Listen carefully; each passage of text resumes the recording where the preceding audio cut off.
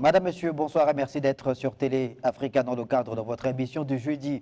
Ligne de mire, une émission consacrée à l'actualité au Gabon en rapport avec ces différents qui opposent la Guinée équatoriale au Gabon en ce qui concerne l'île Mbadié. Vous le savez, depuis le lundi 19 mai dernier, la Cour internationale de justice a donc rendu son arrêt qui consacre la primauté ou la propriété de la Guinée équatoriale sur l'île Mbadié, non sans évoquer évidemment l'importance pour les deux pays de pouvoir procéder à une délimitation de leurs frontières maritimes, mais en redéfinissant peut-être la frontière entre les deux pays, frontière terrestre, pour faire le point sur cette actualité qui fait couler encre et salive de deux côtés de la frontière. Je suis avec Jonathan Toutoum Ngom, ancien ministre universitaire. Monsieur Toutoum Ngom, bonsoir. Bonsoir. Jean-Christian Combina, journaliste, coordonnateur général du mouvement Les Témoins de l'Histoire. Monsieur Combina, bonsoir. Bonsoir, monsieur. Il y a également sur le plateau un acteur politique, et pas des moindres, puisqu'il s'agit de Pascal Nkoulou. Monsieur Nkoulou, bonsoir. Bonsoir, monsieur. Merci donc à tous les trois d'être une fois de plus au rendez-vous de cette actualité qui prévaut dans notre pays, en rapport avec cet arrêt de la Cour internationale de justice depuis le 19 mai dernier. Alors, l'actualité fait couler encre et salive, on l'a dit, des deux côtés de la frontière, la passion, l'émotion souvent.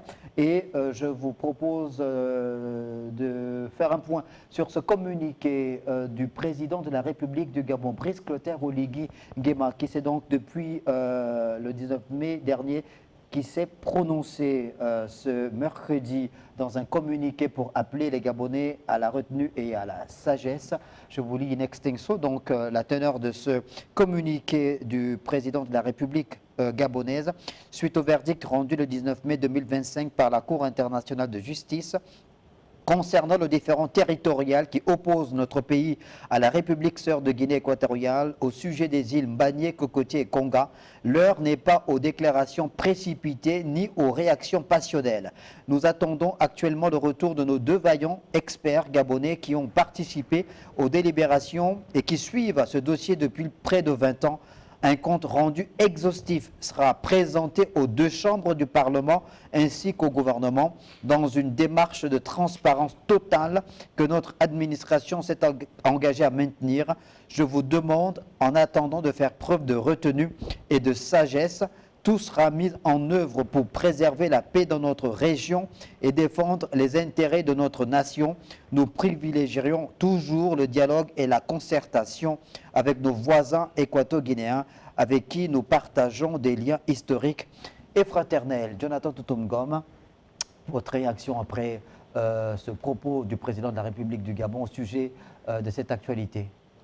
Oui, effectivement, je pense que la réaction du chef de l'État était attendue depuis que la Cour internationale de justice a rendu son arrêt et surtout l'émoi qui s'est emparé des populations gabonaises. Je pense que ces choses faites, même si nous aurions souhaité que le président s'adressât de vive voix à la nation. Mais toujours est-il que le chef de l'État appelle au calme, privilégie la voie du dialogue tout en restant ferme sur la volonté du gouvernement de la République de défendre les intérêts de la nation. C'est ce que nous pouvons retenir de cette adresse du chef de l'État aux populations gabonaises, parce que je pense que la situation est grave et de ce point de vue, le président, qui est tout à fait bien informé, se rend compte que les populations gabonaises sont en courroux et il appelle de ce fait au calme et à la sérénité et rassure la population de ce que les experts qui ont conduit le dossier de l'île Mbanié pendant 20 ans viennent faire un exposé exhaustif.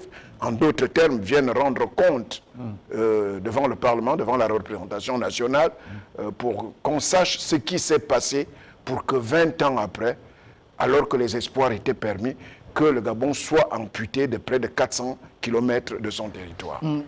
Jean-Christian Combina, ces mots forts du président de la République qui appelle à la retenue, à la sagesse, c'est-à-dire que Brice Clotaire Oligui Nguema, évidemment, depuis sa prise de fonction, hein, et même depuis le 30 août 2023, a pris la gravité de la situation en rapport avec la nécessité de remettre le Gabon en ordre de marche.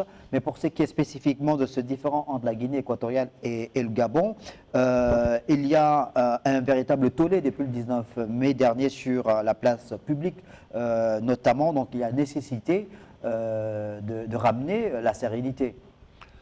Le président de la République vient d'adresser là un message qui rassure les populations parce que depuis le rendu de cette décision de la Cour internationale de justice, les populations attendaient justement que le chef de l'exécutif s'exprime sur cette actualité brûlante. On sait que le chef de l'État était en déplacement à l'extérieur lorsque cette nouvelle a été rendue publique. Et donc, naturellement, les populations s'interrogeaient plus ou moins sur le silence, n'est-ce pas, de l'exécutif après la sortie in situ de la ministre porte-parole du gouvernement. Et donc, c'est un message qui vient à point nommé. Le président demande de dépassionner le débat. Le président est conscient qu'il y a des fortes critiques, n'est-ce pas, qui ont été formulées par le peuple à l'encontre des experts et qui ont été au cœur des négociations sur cette problématique du différend frontalier. Donc, c'est un discours, c'est un message du président qui est empreint de sagesse, puisque lui-même appelle à la retenue et il fixe surtout une orientation, c'est-à-dire celle de privilégier le dialogue politique au sommet des deux États et la concertation politique entre les deux gouvernements. Le contexte est tel que ce différend frontalier entre la Guinée équatoriale et le Gabon, mais surtout la décision de la CIJ intervient dans un contexte politique régionale où le Gabon et la Guinée équatoriale ont donné un coup d'accélérateur, n'est-ce pas, aux relations bilatérales, comme on l'a vu avec la présence significative du président Obiangema Bazogo à la cérémonie d'investiture du chef de l'État, mais comme on l'a aussi vu avec l'interconnexion, n'est-ce pas, dans la province du Wellington, où justement il y a cette connectivité en termes de renforcement des capacités électriques, n'est-ce pas, de la province du Haut-Ogooué, n'est-ce pas, grâce à l'appui du gouvernement équato-guinéen. Et donc, nous ne pouvons espérer, nous ne pouvons que souhaiter, n'est-ce pas, que cette coopération agissante et fructueuse, n'est-ce pas, continue de marquer les relations entre nos deux capitales. Merci Jean-Christian Combina. Monsieur Pascal Koulou, alors sur l'exposé ou le compte-rendu dont a parlé tout à l'heure Jonathan Totomgom, le compte-rendu que doivent faire donc les deux experts aux deux chambres du Parlement, dans la forme, on imagine que ça peut être fait sous la forme de quoi, du Parlement réuni en congrès, par rapport à l'importance du moment, à la gravité aussi de la situation. Oui, il n'y a que le président de la République à qui la Constitution confère justement le droit de pouvoir parler aux deux chambres du Parlement réunies en congrès. Oui, il faut dire que l'un des éléments de la souveraineté, c'est d'abord et avant tout le territoire. Et lorsque une question territoriale est engagée, sous quelque forme que ce soit, l'élément représentatif de la nation reste le Parlement.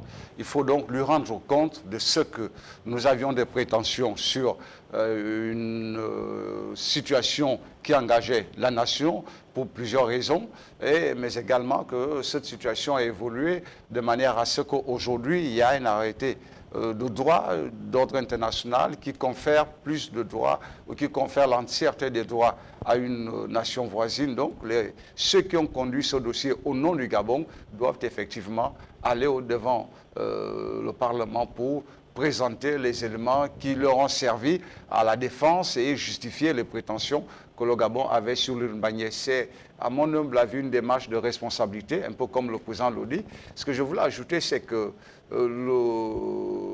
la déclaration du chef d'État devrait nous aider à non seulement à nous rendre compte que cette question était une question de droit et que quelles que soient les prétentions et les émotions ressenties et la volonté des Gabonais de voir que le territoire gabonais s'élargissait ou s'étendait jusqu'à Mbagné et que, comme selon tout le monde le suppose, qu'il y aurait des ressources importantes sous cette île-là qui aurait pu servir à l'économie gabonaise. Il faut rester dans ce que le chef de l'État dit, c'est-à-dire que c'est une question qui va à la fois concerner la diplomatie gabonaise, mais aussi l'ensemble des rapports qui nous lient à la Guinée équatoriale. Parce que, quels que soient les cas de figure, il va bien falloir trouver des mécanismes qui font en sorte que la Guinée et le Gabon continuent d'entretenir d'excellentes relations, comme ça a toujours été le cas. Cette situation était pendante, tout le monde le savait, ça n'a pas donné lieu à une forme de détérioration des rapports d'amitié et des rapports économiques, des rapports de fraternité que nous avions avec le peuple guinéen.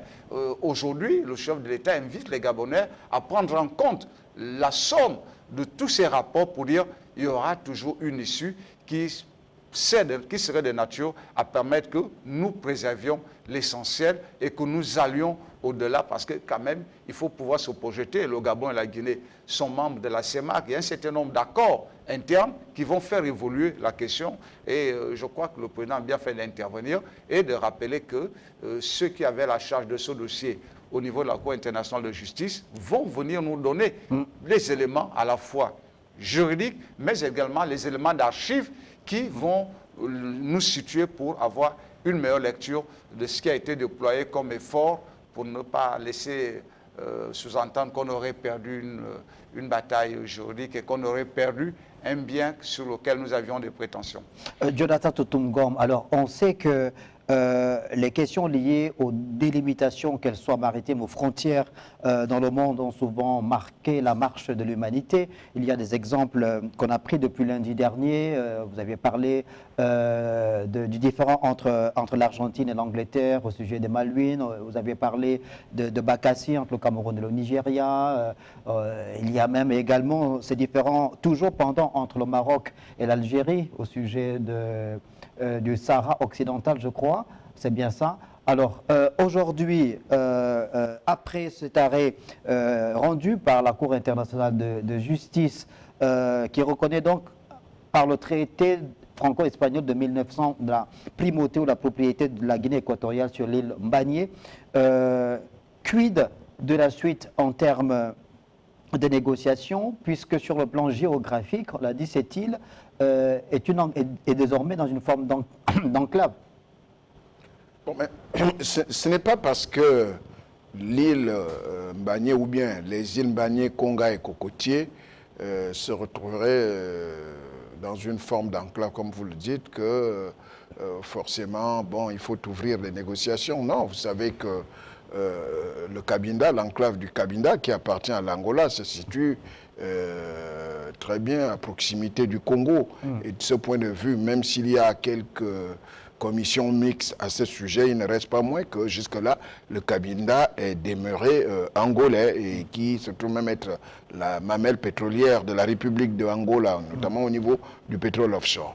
Maintenant, je pense que ce qui pourrait être l'objet de négociations, c'est beaucoup plus le fond rendu par la CIG, puisque en reconnaissant la souveraineté de la Guinée équatoriale sur les îlots Konga, Mbagné et Cocotier à travers la convention du 27 juin 1900, la convention de Paris de 1900, eh bien, cette même convention aussi méconnaît, disons, la CIG a méconnu le traité de Bata. Et si on ne reconnaît pas le traité de Bata, donc la frontière terrestre entre le Gabon et la Guinée équatoriale s'annule. Et de ce point de vue, on revient à la frontière initiale qui place donc les régions de Mongomé et de Bébéine dans le territoire gabonais. Et c'est donc à ce niveau que les négociations pourraient s'engager. En ce sens, si la Guinée équatoriale veut strictement appliquer la décision qui vient d'être rendue, c'est-à-dire la reconnaissance de sa souveraineté sur les îlots Konga, Mbagné et Cocotier. Et à partir de ce moment-là, mais ce texte, les apports juridiques de ce texte obligent aussi la Guinée équatoriale à pouvoir se séparer, à pouvoir considérer la frontière initiale qui est antérieure au traité de Bata et qui place donc les régions ou la zone des Bébéines et de Bata du côté du Gabon. Et c'est à ce niveau, Mongomo, pardon, la zone de Mongomo et des Bébéines, qui place donc ces zones ou bien ces localités géographiques du côté du Gabon. Et c'est à ce niveau que les négociations pourraient s'engager. Soit la Guinée équatoriale dit, bon, d'accord, on a été sur le terrain juridique, nous avons gagné, mais au regard des conséquences ou des implications de cette même décision, je préfère donc que le Gabon garde Mbagné, Konga et Cocotier, et moi je garde l'entièreté de mon territoire terrestre. Ou à défaut, la Guinée équatoriale se gargarise de sa victoire, comme depuis hier, prend Mbagné, mais tout simplement, les autorités gabonaises vont devoir demander la rétrocession des zones de Mongomo et de Bébéine. Et c'est à ce niveau que les négociations pourraient s'engager. Autrement dit, il serait hors de question pour le Gabon de perdre Mbagné, Konga et Cocotier et de faire appliquer la convention de Bata au niveau des frontières terrestres. Ce serait incongru, ce serait incompréhensible à ce niveau. D'accord. Peut-être avant de vous passer la parole, justement, Jean-Christian Kombila, sur ce point-là, voir ce communiqué également, cette réaction d'un des responsables du Parti démocratique de Guinée équatoriale qui s'est évidemment satisfait de ce rendu de la Cour internationale de justice, puisqu'il s'agit de M. Faustino Noesono Eyan, qui est le secrétaire général du Parti démocratique de Guinée équatoriale, qui évidemment, et c'est de bon augure d'ailleurs, reconnaît ou salue cette victoire. Elle la met au crédit du leadership du président de la Guinée équatoriale, Théodoro Obiang Nguema Mbazogo. Donc, Jean-Christian Kombila, on ne va pas dire qu'il y a, mais c'est naturel, si on pourrait parler de ce que le parti au pouvoir Guinée équatoriale verse dans une forme de triomphalisme BA, mais c'est tout à fait normal à indiquer, puisque ce différend qu'il oppose au Gabon depuis plus d'une cinquantaine d'années a été favorable selon l'arrêt de la Cour internationale de justice. Sauf que dans la pratique, il y a d'autres éléments qui méritent donc qu'on s'y attarde un peu plus, qu'on y aille dans le détail pour en faire ressortir les subtilités. Jonathan vient de faire un exposé là sur la situation par rapport à la frontière terrestre. Et Brice Clotaire Oligui Nguema, le président de la République, a rappelé qu'il a le devoir, lui, de faire en sorte, évidemment, qu'il y a cette préservation de l'excellence des relations entre le Gabon et la Guinée équatoriale. Donc, il faut que les deux États restent sur la même longueur d'onde. Oui, mais le président de la République, dans le communiqué, n'est-ce pas, qui a été rendu public, rassure les Gabonais de ce que la volonté de l'exécutif de préserver, n'est-ce pas, les intérêts du Gabon dans les négociations qui vont sans doute s'ouvrir avec la Guinée équatoriale, cette volonté reste intacte et ça c'est important. Mais le président de la République aussi, dans son communiqué, n'est-ce pas, montre bien que le rendez-vous entre les experts et les deux chambres du Parlement, n'est-ce pas, sera un moment capital de l'avenir, n'est-ce pas, de cette négociation ou même de cette coopération avec la Guinée équatoriale. Oui, ce sera un moment capital parce que là, nous venons de lire le communiqué d'un responsable politique équato-guinéen qui verse dans le triomphalisme. Les experts qui sont les représentants du gouvernement se retrouveront face aux députés et sénateurs qui, eux, sont au contact quotidien des populations et qui savent très bien le ressenti des populations dans ce contexte d'aujourd'hui. Et donc, les populations dans lesquelles nous faisons tout à fait partie des membres, n'est-ce pas, estiment depuis toujours que l'île Mbagné, n'est-ce pas, appartient au Gabon. Et ça, c'est ce que l'histoire nous a enseigné, n'en déplaise aux défaitistes, mais l'histoire, n'est-ce pas, nous a enseigné que l'île Mbagné appartient au Gabon. Et donc, l'histoire est en but au droit. Oui, et l'histoire est en but au droit, oui, parce que, comme nous le disions il y a quelques jours, les frontières ont été tracées, n'est-ce pas, dans les bureaux feutrés de Berlin par les Occidentaux, oubliant les réalités locales, oubliant, n'est-ce pas, la prise en compte de manifestations de souveraineté, n'est-ce pas, de notre pays sur l'île Mbagné. On a vu ces derniers temps un certain nombre de documents historiques défiler sur la toile, montrant le président Omar Bongo en Mbagné, montrant des officiers généraux en Mbagné, et montrant même des militaires gabonais, n'est-ce pas, faisant...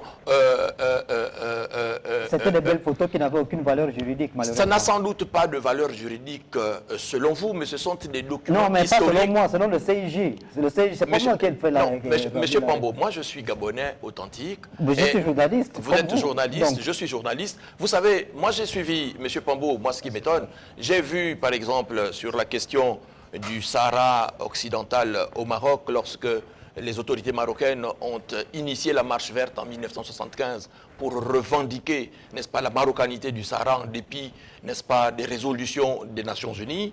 J'ai vu, n'est-ce pas, la classe politique, l'élite intellectuelle et politique faire corps, n'est-ce pas, autour des autorités marocaines. Et je pense qu'après le face-à-face entre les experts qui sont partis à la CIJ à La Haye et le Parlement, nous aurons, n'est-ce pas, sans doute, une redéfinition des rapports entre le peuple, entre notre nation. Je parle bien de la nation, mais pas de l'État. On va revenir sur ce point. Justement, la décision qui a été rendue par la Cour internationale de justice. On va revenir sur ce point très intéressant que vous soulevez, Jean-Christian Kobila. Pascal Koulou, donc, il y a nécessité aujourd'hui de pouvoir, comme le disait si bien Jonathan Totumgom, entre les deux États, évidemment, de pouvoir, une fois de plus, se mettre autour de la table en tant que deux pays frères qui ont une longue histoire d'amitié, qui ont le même substrat anthropologique, sociologique, ethno-linguistique aussi, par rapport à la gestion de ces différences qui concernent le tracé, la frontière terrestre entre les deux États. Alors, imaginons par extraordinaire que la Guinée équatoriale ne soit pas disposée à appliquer ou fasse une application en géométrie variable de cet arrêt rendu par le CIJ le 19 mai dernier. Ça va être un véritable casse-tête par rapport à la situation de Bibine et de Mongobo dans certaines localités. Selon le rendu du 19, on reviendra au Gabon s'il y a... Moi, je crois que le président de la République a été suffisamment clair. Vous savez, lorsque un chef d'État parle, il intègre dans sa prise de parole tous les éléments de préoccupation. Et quand il dit que ce débat, en termes de constat, va se poursuivre sur des voies diplomatiques, c'est parce qu'il y a beaucoup de situations qui sont restées suspendues. La décision de la Cour attribue de manière globale ou rend un jugement sur une situation donnée, mais ce jugement, ce verdict, a des impacts sur différents secteurs, à la fois dans le cadre de la vie de la République de Guinée équatoriale, mais également aussi dans le cadre de la vie de notre nation. Donc, il va de soi que, de manière tout à fait simple, aucun investissement en termes d'occupation, de réaménagement de Mbagné ne peut se faire sans que le Gabon n'ait des prétentions en termes d'observation ou de regard. Donc, ne serait-ce que cette seule approche conduit à ce qu'il y ait des discussions. Et ensuite, si, puisque tout le monde le dit, s'il y avait des ressources pétrolières et que l'on devait conduire à une exploitation, mais, écoutez, on ne peut rien faire à 20 km d'une nation sans qu'il y ait un impact sur le plan de l'environnement, sur le plan. Il y a beaucoup de questions qui doivent être... Sans qu'il y ait eu une délimitation de la frontière maritime entre les deux États. Et comme cette frontière maritime n'existe pas, donc ça va conduire à des arbitrages en tenant compte de toutes les questions, comme je viens de le citer, à la fois liées à l'environnement pour des questions de protection, liées aux questions de sécurité. Et là, il va falloir regarder ce que le code CEMAC dit en matière de sécurité, ce que le code CEMAC dit en matière d'environnement, ce que le code CEMAC dit en matière de... Donc, il y a un certain nombre de situations qui vont être relevées. Et même si le Gabon avait eu la paternité de Mbagné, les mêmes situations se seraient posées. De un. De deux, je voulais revenir parce que Jonathan Toutoum, comme disait, je dis il faut qu'on fasse extrêmement attention. L'objet de nos constats ne doit pas être de semer davantage de doutes ou de troubles. Je crois que le Gabon et la Guinée équatoriale ont, sur la question des frontières terrestres, réglé le problème depuis longtemps. Parce que quand vous prenez le code CEMAC, les frontières qui existent entre nos États ont été validées par nos différents parlements. Et ensuite, au niveau du Parlement africain, il y a des mesures qui permettent aujourd'hui de savoir quelles sont les frontières réelles de chaque État sur le plan terrestre. Il n'y a plus de problème à ce niveau. Je crois simplement que par rapport à Mbanié, ce dont il s'agit ici, c'est de savoir comment, en fonction de sa position géographique, le Gabon et la Guinée équatoriale peuvent trouver des éléments qui leur permettent à la fois non seulement de préserver leur bon rapport, mais aussi de tirer profit de ce qui peut se trouver comme richesse autour ou sous cet îlot qui est à quelques encablures des côtes gabonaises et à quelques encablures des côtes équatoriales. Je crois simplement qu'aujourd'hui, ce dont il est question, c'est de faire preuve de responsabilité. Que le secrétaire général du parti au pouvoir en Guinée équatoriale parle, c'est un acte politique pour se donner de la présence. Ça n'engage pas la posture officielle de l'État équato-guinéen. Moi, c'est ce que je voulais dire. Bon, on sait également que dans la marche du monde, il y a eu évidemment des puissances colonisatrices dites impérialistes qui ont dominé le monde, qui ont eu des colonies, qui au fur et à mesure des mouvements de revendication ont dû lâcher ces colonies qui sont devenues indépendantes. Et donc il y a eu sous le regard de l'Organisation des Nations Unies la définition de la délimitation des frontières, mais ce n'est pas pour autant que les conflits liés aux frontières n'ont pas été complètement mis entre parenthèses. Aujourd'hui, il y a bien de temps en temps une forme d'escalade on va dire par dose homéopathique qui reprend entre l'Inde et le Pakistan, par exemple, par rapport au Cachemire. Donc, quand vous dites à Jonathan Totomgom que, bon, docteur, il est là lui-même sur le plateau pour vous répondre par rapport à votre inquiétude. Non, mais je ne sais pas. Non, je pense qu'à un moment donné, il faut que nous soyons sérieux lorsque nous devons intervenir sur ces questions qui ne sont pas des questions purement idéologiques ou politiques, mais qui sont des questions purement scientifiques. Je ne sais pas ce que Pascal Nkoulou appelle « jeter le trouble ». On vous dit, monsieur Pascal Nkoulou, on vous dit que... Non, je n'interprète pas. Vous interprétez un fait. Est-ce que... Moi, je suis constant. On n'interprète rien du tout. Depuis toujours, il n'y a jamais eu d'écho faisant état des différents frontaliers terrestres entre le Gabon, le Cameroun, la Guinée équatoriale, le Congo. Ça a toujours été clair. Le seul différent qui existe depuis 58 ans, c'est la position en termes de paternité des îlots au large du Gabon et de la Guinée équatoriale. Moi, je crois que si nous avons un peu de responsabilité, comme vous dites, et qu'on ne veut pas faire dans une sorte d'opinion politique, c'est de dire, à ce niveau, il n'y a pas de problème. Intéressons-nous à la situation actuelle. C'est plus responsable que de vouloir retirer sur des choses et d'autres pour dire est-ce qu'on va réclamer ça. Pascal Nkoulou, voilà, très bien. Vous avez parlé, on vous a écouté religieusement, on va écouter. Non, pas. Non, son point de vue, les gens comprendront. Non, parce que vous avez commencé à dire il ne faut pas que nous donnions des points de vue qui soient de nature à s'aimer les troubles. Non, vous avez interrogé. Donc, moi j'ai envie de dire ceci. Vous avez évoqué le code CEMAC. Le code CEMAC n'a rien à voir avec les frontières. Le code CEMAC n'a rien à voir. Monsieur Nkoulou, il faut consulter les ouvrages avant de venir à un débat sérieux. Le code CEMAC n'intègre pas les conditions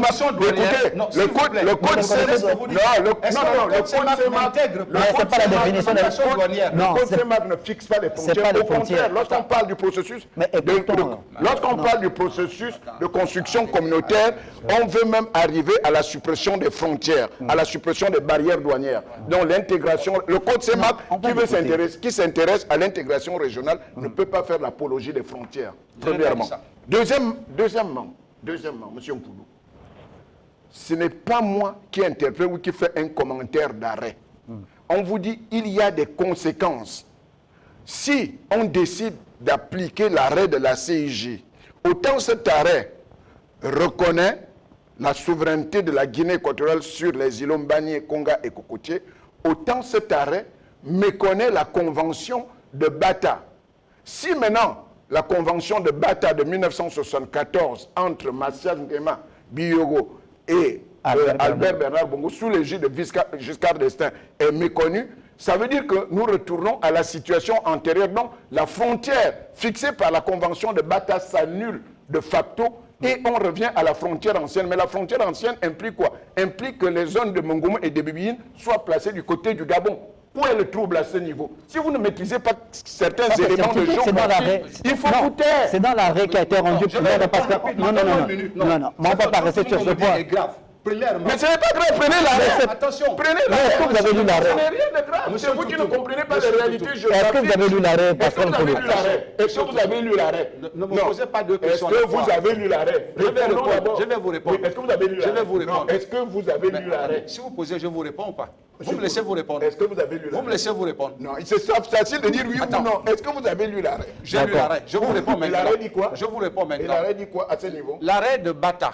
L'arrêt de Bata. Non, on ne parle pas de Bata. Convention de Bata, si vous voulez. Convention Non, on de est Bata. sur l'arrêt du La 19 convention mai. de Bata stipule quoi? La convention de Bata, vous qui l'avez bien lu, elle dit quoi? Puisque vous êtes à l'écran, les Gabonais vous regardent. La convention de Bata dit quoi? Mais vous me posez la question. Oui, puisque vous me demandez si je l'ai lu. Vous l'avez bien lu. Moi, je l'ai mal lu. La convention de Bata dit quoi? On ne parle pas de la convention Non, de Bata. attendez. La convention de Bata dit quoi? La convention de Bata Oui. échangeait, c'est-à-dire, autant la convention de Bata reconnaissait la souveraineté du Gabon sur les îlots Mbani et Cocotier, et cette convention traçait une nouvelle Qui frontière n'a aucune valeur juridique, qui s'il n'a vous plaît. aucune valeur juridique La aux yeux du convention droit sur laquelle ça international. n'a aucune Donc, valeur voilà. juridique. Elle reconnaissait. Non, mais ça n'a pas de valeur juridique, L'arrêt de Pascal Bata Koulou. faisait mention de ce que les îles Mbanière et les îles Konga et Koko étaient la propriété du Gabon. Voilà ce que l'arrêt de Bata dit.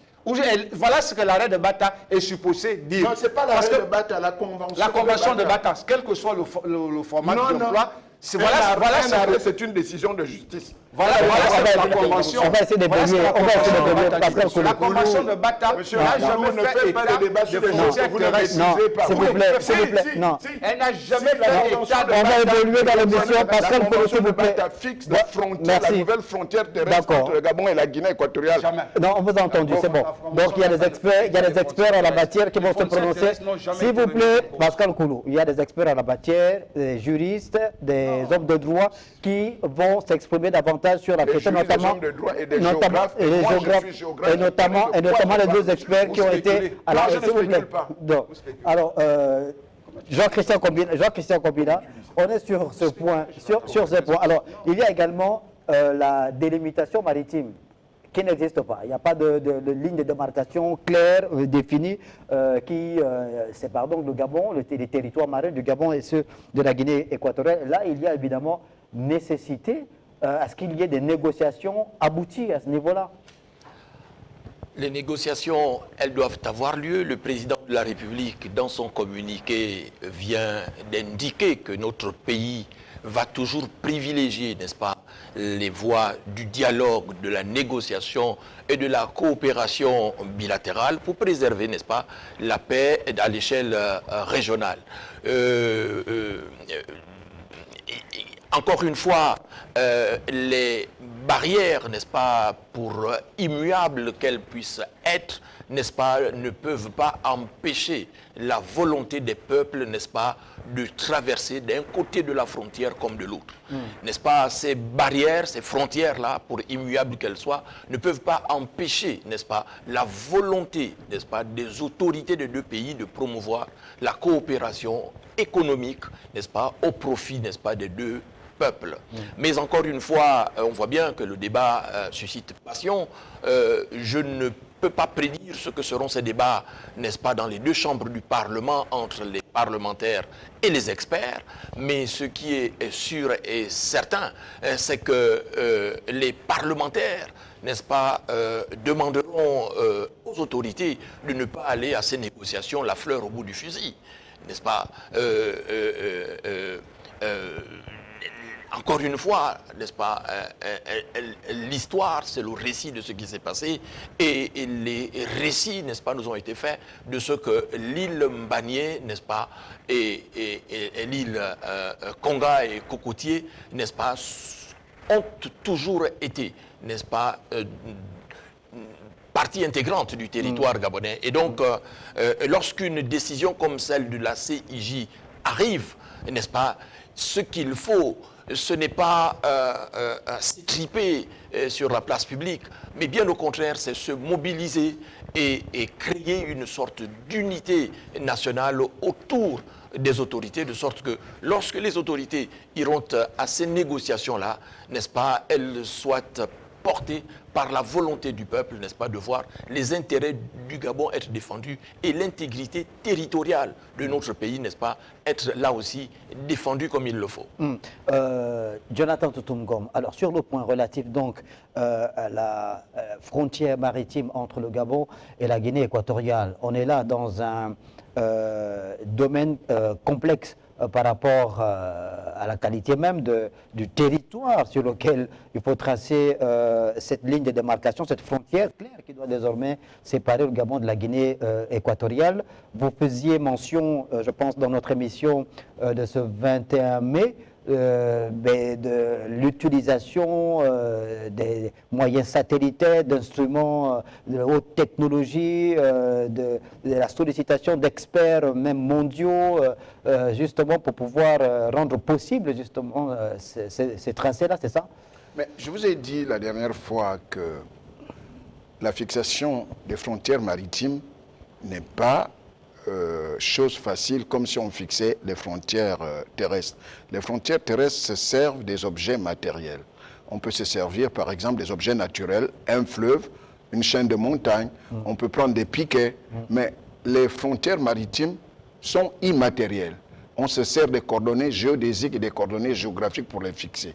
Et je ne pense pas au stade actuel que le Gabon et la Guinée équatoriale disposent de la technologie nécessaire pour pouvoir délimiter leurs frontières maritimes, leurs espaces maritimes. Recours à l'expertise internationale. Il faut toujours faire recours à l'expertise internationale et ça prend du temps. C'est ce que le Cameroun et le Nigeria ont fait via la Cour internationale de justice, via les Nations Unies pour pouvoir délimiter les frontières maritimes. Mais par contre, j'ai quelque chose que je ne peux pas laisser passer. Je ne sais pas qui a dit que l'histoire nous a toujours révélé que Mbagné Konga et Kokoutié étaient gabonais. Non, le Gabon a annexé Mbagné dès 1972. Aucun manuel d'histoire ne dit que Mbagné Konga et Kokoutié sont gabonais. Et d'ailleurs, la Cour s'est fondée là-dessus parce que la dernière puissance coloniale à avoir occupé Mbagné, c'est l'Espagne.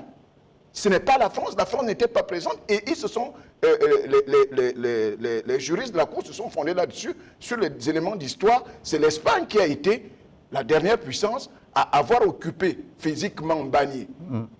Et donc, la convention qui a été donnée par l'Espagne à la Guinée équatoriale en 1968. Donc, Jean-Christian, je m'excuse, pardon de le dire, aucun manuel d'histoire ne dit que Mbagné a toujours été gabonais. Le Gabon a annexé Mbagné en 1972, lorsque ce différend éclate. C'est d'ailleurs le premier différend maritime au niveau du golfe de Guinée, entre le Gabon et la Guinée équatoriale. Il n'y a pas eu une occupation historique, ni de la France, ni du Gabon sur l'île Mbagné. Le Gabon n'est présent dans l'île Mbagné qu'à partir de 1972. Ni de la Guinée équatoriale. Ni de la Guinée équatoriale. Le Gabon n'est présent là-bas que depuis 1972, lorsqu'on a envoyé un détachement de la gendarmerie. Donc il n'y a aucun manuel d'histoire. Il n'y a aucun manuel d'histoire qui indique. Il n'y a aucun manuel d'histoire qui l'indique. Jonathan, tout terminé. Cette histoire de fixation des frontières maritimes doit pouvoir nous amener à ce qu'il n'y ait plus d'autres différends. Non seulement entre le Gabon et la Guinée équatoriale, mais aussi entre plusieurs États côtiers du golfe de Guinée. C'est pourquoi il y a la création des commissions mixtes pour pouvoir s'entendre sur ces questions-là. Donc, parler de l'histoire qui dit que le Gabon a occupé, Mbagné était gabonais, non, nous avons presque annexé Mbagné. En fait, il y a eu un vide d'occupation à ce niveau-là. Alors, apparemment, non, s'il vous plaît, Pascal Kolo, doucement, hein, on se calme. Il y a un rectificatif qui a été fait par Jonathan Toutoum-Ngom au sujet d'une assertion de Jean-Christian Kombila qui est allé, heureusement, on a pu voir le mouvement des caméras tout à l'heure. Bah, c'est la télé, il n'y a pas de problème, puisque vous êtes allé chercher des éléments qui peuvent vous permettre d'étayer votre propos quand vous dites que, historiquement, Mbagné a toujours appartenu au Gabon. C'est bien ça?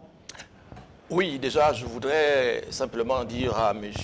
Toutoum-Ngom que je m'intéresse à la question de Mbagné et en tant qu'ancien journaliste politique au service politique du journal L'Union, je suis allé à 2 reprises, n'est-ce pas, sur l'île Mbagné.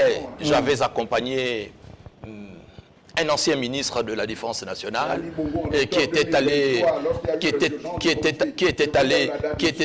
Non, mais les 100 gens qui il était sur place. Soyez un peu modeste. Il était sur place. Soyez un peu modeste. Non, Jean-Christian était Ça veut sur dire place. que Il si était je sur vous dis place. que j'étais sur place, j'étais allé sur l'île Bagné, n'est-ce pas?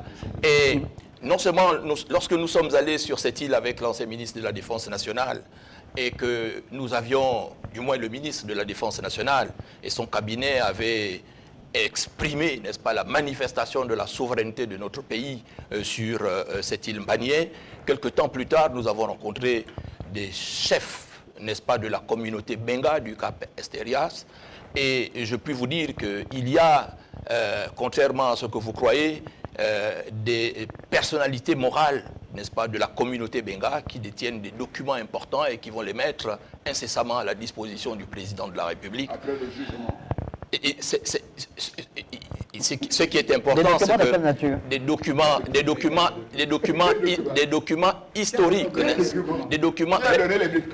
Monsieur Ntoutoum, soyez un peu modeste, monsieur. Vous vous gargarisez de la victoire de la Guinée équatoriale. Non, je ne me gargarise pas, mais vous êtes en train de ça dire semble, que non. n'existe pas. Écoutez, monsieur, soyez un peu modeste. Soyez un peu modeste, monsieur. Non, les îles Bagné sont soyez un peu modeste. Inhabité et inhabitable. Personne n'habite là-bas.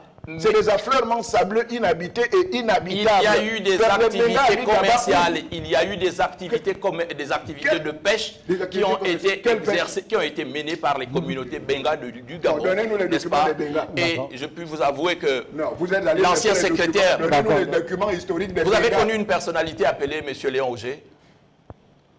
Vous l'avez entendu parler de Léon Auger, qui était l'ancien secrétaire général du PDG. Mais je vous dis que l'île Bagné, n'est-ce pas, est une terre qui appartient à la famille de M. Léon Auger. Et sa famille est descendante de cette île Bagné. Où est la preuve? D'accord. Maintenant, ce que je vais vous dire, pour terminer dessus, M. Pambo, je voudrais vraiment appeler M. Ntoutoum Ngom à la modestie. Mais je suis modeste, il y a eu... pas des contre-vérités. Écoutez, monsieur, j'ai une formation d'historien. Écoutez, non, vous êtes géographe, vous n'êtes pas historien. Je suis... Non, vous êtes... Non, ne vous affirmez pas politique. Vous êtes un géographe, vous n'êtes pas historien. Maintenant, ce que je veux dire, c'est que... Je suis enseignant d'histoire et de géographie. Il y a eu dans notre... normale supérieure à CAPES. Vous ne pouvez pas me donner mon titre d'historien. Vous êtes géographe. Non. Il y a eu des personnalités politiques. Il y a eu des personnalités politiques emblématiques. Terminez pour s'il vous plaît. Soyez un peu modeste, monsieur Ntoutoum. Soyez un peu modeste. Où sont les documents historiques? Ce que je voulais dire à M. Ntoutoum pour terminer, c'est que le 18 février 2007, une personnalité politique emblématique, Pierre Mamboundou, qui ne parlait pas à la légère, qui parlait de ce qu'il connaissait, n'est-ce pas, a organisé une conférence de presse pour fustiger un certain nombre de personnalités politiques qui étaient suspectées, n'est-ce pas, de vouloir vendre l'île Bagné à la Guinée équatoriale. Et dans sa conférence de presse, il avait fait un développement édifiant, n'est-ce pas, historique, qui rappelait la paternité et la souveraineté du Gabon sur l'île Bagné. J'ai ces documents, mais ce n'est pas le lieu de venir ici donner le sentiment de connaître plus que d'autres. Mais en tant que journaliste, n'est-ce pas, cette conférence de presse, je l'avais couverte. Et Pierre Mamboundou avait eu le verbe « haut » et avait fait des développements que vous ignorez et qui consiste à dire que l'île Bagné appartient au Gabon. Et je regrette d'ailleurs qu'à la suite de Pierre Mamboundou, dans le contexte actuel, il n'y ait pas suffisamment de personnalités politiques, n'est-ce pas, qui se rangent derrière le chef de l'État pour pouvoir défendre la souveraineté de notre pays sur l'île Bagné. Pascal Nkoulou, alors, ce différend qui oppose le Gabon à la Guinée équatoriale dure depuis plusieurs années maintenant, plus d'une cinquantaine d'années aujourd'hui. Il y a ce rendu, cet arrêt de la CIJ depuis le 19 mai dernier. Les deux pays sont évidemment du même sous-ensemble régional au niveau de la CEMAC. Vous avez parlé de la CEMAC. Est-ce que vous pensez qu'à ce niveau-là, en termes d'intégration sous-régionale, il pourrait y avoir une implication justement au niveau de la CEMAC, des instances dirigeantes pour accompagner ces deux pays frères dans le règlement de ces différends? Je crois que dès l'instant qu'il y a déjà une base juridique établie, le reste devrait pouvoir se construire autour de cet élément de droit. Maintenant, comme je l'ai dit au cours de cette émission, notre responsabilité, c'est de rester sur ce que le droit affiche et oriente. Nos émotions, nos commentaires ne peuvent pas aider à la compréhension de la situation ni à la faire évoluer. Ensuite, il faut s'en tenir à l'objet querellé, comme diraient d'autres, c'est les frontières maritimes, Gabon, Guinée équatoriale et la position géographique des îlots en question.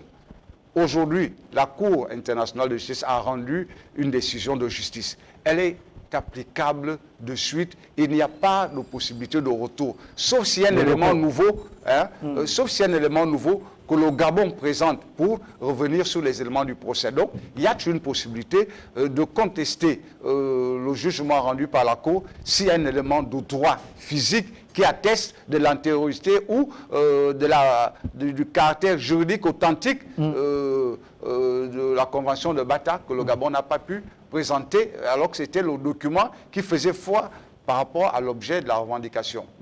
Aujourd'hui, vers quoi se dirige-t-on? On se dirige vers le respect des conventions CEMAC, comme je disais, parce que, inévitablement, les frontières maritimes, monsieur, mais est-ce que les conventions CEMAC dont vous parlez, elles ont délimité quelles frontières? Mais je disais, monsieur Ntoutoumgom nous l'a rappelé que ces frontières maritimes n'existent pas.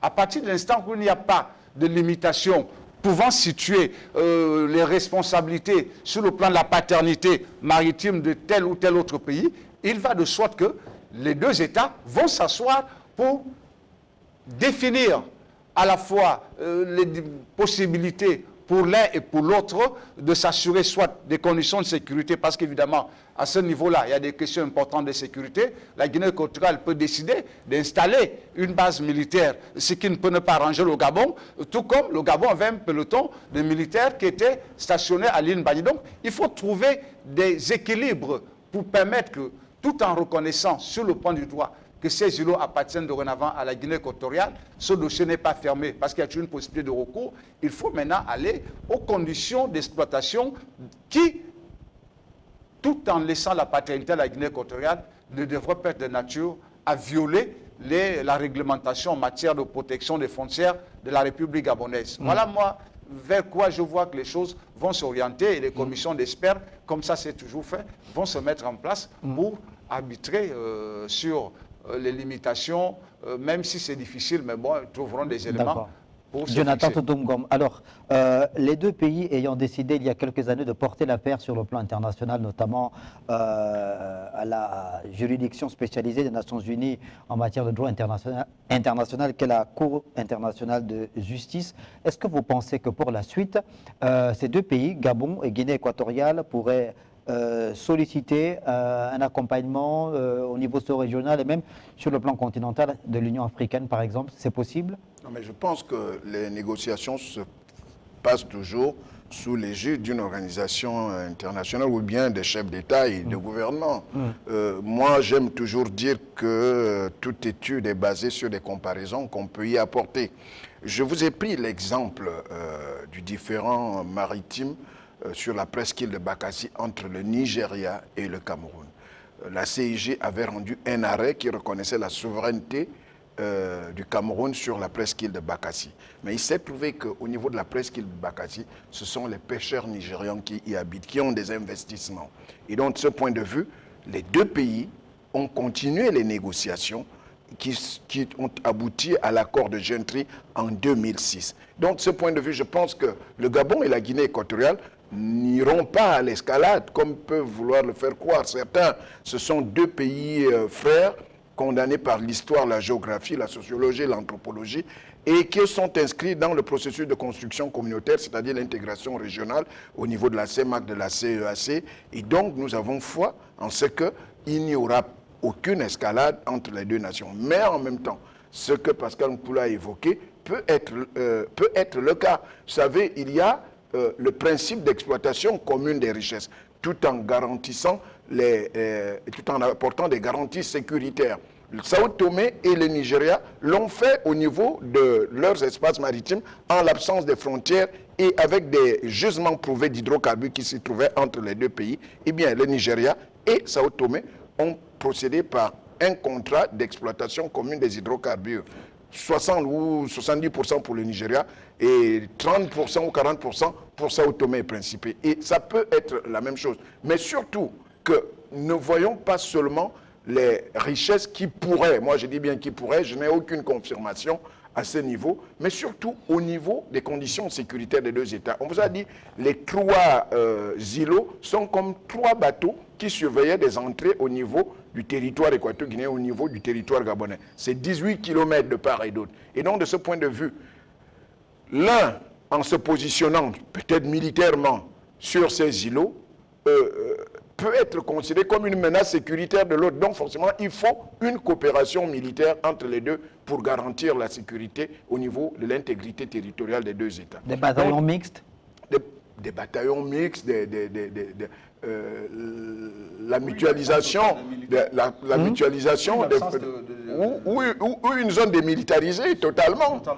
Ou une zone démilitarisée totalement, mais avec des questions de piraterie et de brigandage maritime qui sévissent au niveau du golfe de Guinée, je pense que les deux États ne peuvent pas laisser ces 3 îlots sans une surveillance militaire pour ne pas faire le lit aux brigands et aux pirates qui sévissent déjà non loin de là au niveau du delta du Niger, au Nigeria. Donc de ce point de vue, je pense que pour les garanties sécuritaires, il pourrait y avoir une mutualisation des forces de sécurité et de défense à ce niveau, même si la souveraineté est reconnue à l'État équateur-guinéen. Sauf que, si je persiste à le dire, si la Guinée équatoriale persiste à appliquer l'arrêt de la CIJ, mais ça aura forcément des conséquences au niveau de la frontière terrestre. Et c'est à ce niveau que les négociations doivent commencer.